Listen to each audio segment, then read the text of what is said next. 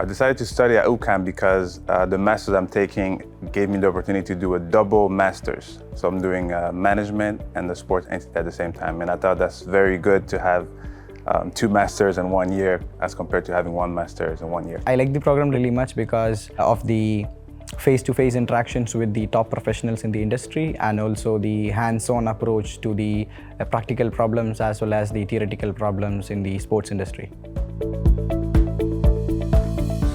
The thing I like the most is the direct contact we have with the professors that are mainly professionals in the industry.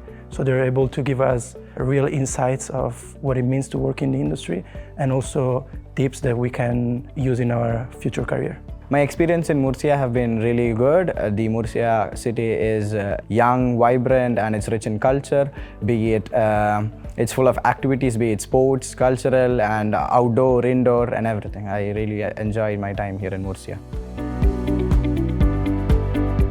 The fact that it wasn't only theoretical, but we did also a lot of practical things like visiting facilities and attending matches. So it was really interesting and we discovered a part of the sport industry that most of us didn't know. The class environment is very nice here.